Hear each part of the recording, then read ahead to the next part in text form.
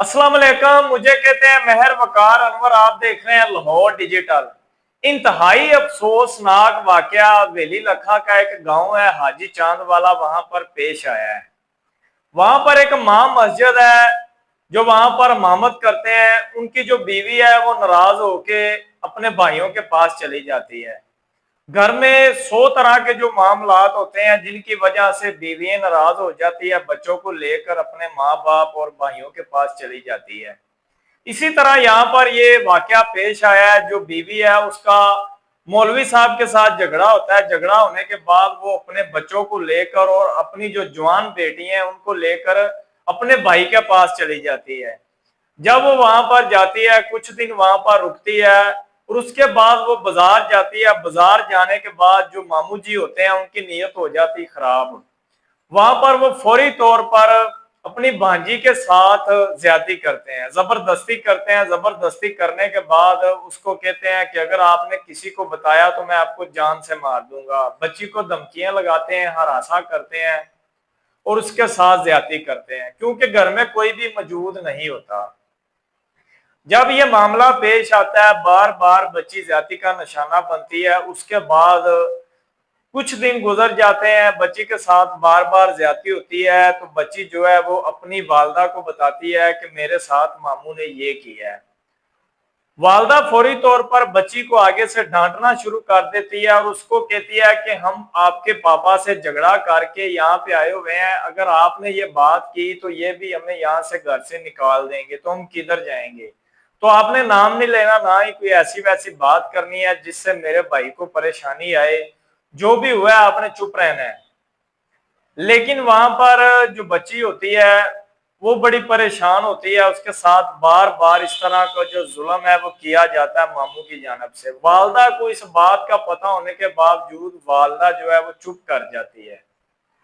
उसके बाद बच्ची किसी ना किसी तरह अपने वालिद से राब्ता करती है। राब्ता करने के बाद वालिद को सारी सूरत हाल बताती है कि पापा मेरे साथ यहाँ पर ये वाकया हो रहा है और मेरे साथ इस तरह की ज्यादती की जा रही है, ऊपर से मुझे धमकियां भी लगाई जा रही है। तो मैंने वालदा को सारी बात बताई है। आगे से जो अम्मी है वो कहती है कि आपने इस तरह की बात नहीं करनी।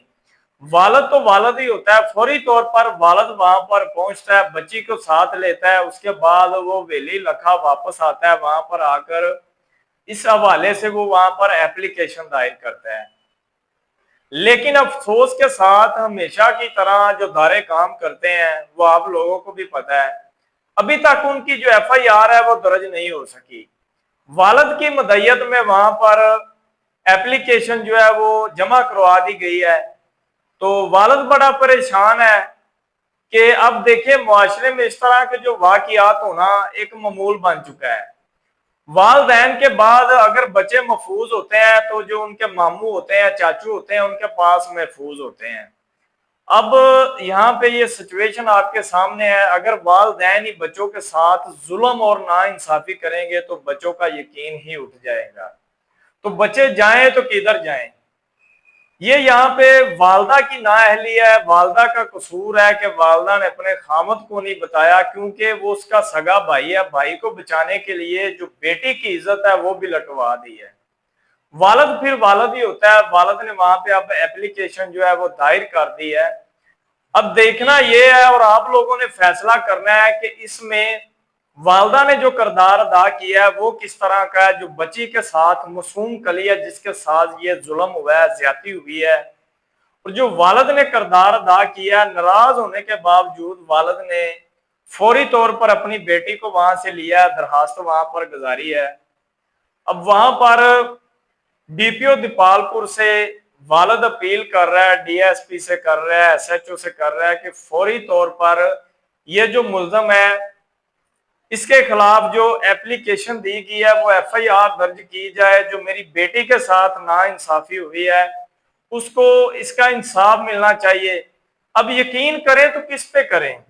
यहाँ पे जो सगा मामू है उसने ही अपनी जो घर में बहन की बेटी है उसके साथ इस तरह की हरकत की है, उसके साथ ज्यादती की है।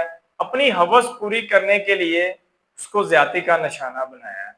तो इंतहाई अफसोस के साथ ये बताना पड़ रहा है। अल्फाज नहीं है कि इस तरह के जो वाकयात है वो दिन ब दिन बढ़ते चले जा रहे हैं। वहां पर अब वालिद अपील कर रहा है कि वजीर आला पंजाब मरियम नवाज शरीफ और मुख्तलिफ जो वहां पर अदारे हैं इसके खिलाफ कार्रवाई करे, ताकि जो मेरी मासूम बेटी के साथ ये जुल्म हुआ है उसको इंसाफ मिल सके।